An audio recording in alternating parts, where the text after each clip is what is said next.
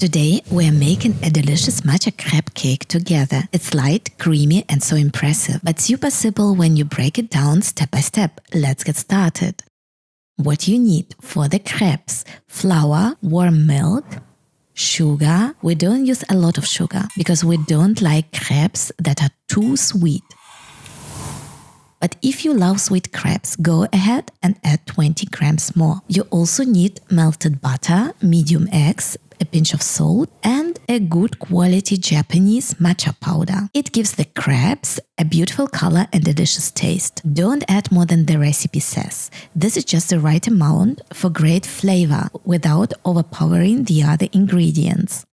For the cream, you need heavy cream, at least 32% fat, mascarpone cheese, and powdered sugar. Make sure you chill the cream and mascarpone in the fridge for at least 10 hours before we start. Trust us, keeping them cold makes a huge difference in how smooth and fluffy our cream turns out. Let's make the crepes. Grab a bowl and mix the flour with the matcha. Sift it through a sieve. This helps avoid lumps later, so don't skip it.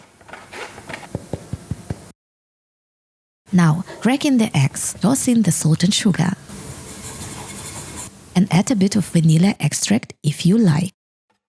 Slowly pour in half the milk. Now, don't rush this step. Mix it until the batter is smooth. If you pour all the milk at once, the batter will clump up. We want it nice and creamy. Look at this. See how smooth the batter is? Perfect. Now, let's add the rest of the milk. Once the batter is smooth, pour in the rest of the milk and mix again. If you spot lumps, strain the batter through a sieve. Stir in melted butter. This is our final touch for silky, easy-to-cook crepes. Let the batter rest for 30 minutes. Now, let's cook the crepes.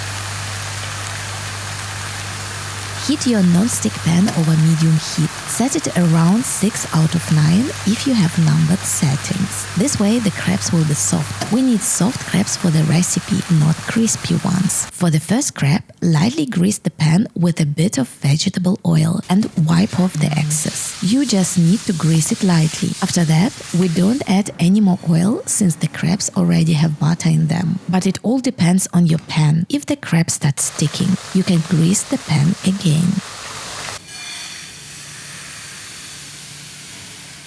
Pour a thin layer of batter into the pan and swirl it around to coat the bottom. Flip it gently and cook for a short time. Here is a tip. To flip the crepes easily without burning your fingers, use toothpicks or chopsticks. Stack the crepes on a board to cool completely. Look at that! The crepes are soft and perfectly cooked, just what we need. Let the crepes cool completely. This helps keep the cream from melting. If you lay each one separately on the board, they'll cool down quickly. This way, it only takes a few minutes. You can also assemble your cake the next day if you want. Trim the outer edges of the crepes in a circle to make your cake even, but it's not a must. If you spread cream on the edges, they'll soften too. It just won't look as neat. Now, let's make the cream. Take the chilled heavy cream and whip it on low speed for about 2 minutes. Gradually, add the powdered sugar. See how it's starting to thicken? Great! Now, let's turn up the speed. Whip on high speed for 4 to 5 minutes until you get medium peaks. You want it fluffy, but not stiff. A quick tip, use a tall bowl for whipping. We used a flat one first and it turned into a mess. For the cream, we used twice as much cream as mascarpone. This makes the cream soft and fluffy, almost like slightly melted ice cream. Open the mascarpone. If there is any liquid, drain it. Then stir the mascarpone with a spoon or fork until it's smooth. This will help it blend easily with the whipped cream. On the lowest speed, gently mix the mascarpone into the whipped cream. Stop as soon as it's combined. Look how light and fluffy it is, like soft ice cream. Now, let's assemble the cake. Place one crepe on a plate or cake stand. Spread a thin layer of cream on top. Repeat with all the crepes, stacking them as you go.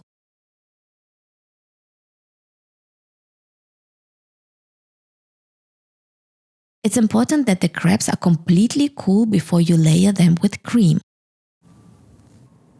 Look at this, it's already looking like a cake. Sprinkle matcha lightly on top. For extra flavor, you can mix some matcha into the remaining cream and use it to decorate the top layer. If you love matcha, you can add it to all the cream, but it will make the flavor very strong, so it's up to you.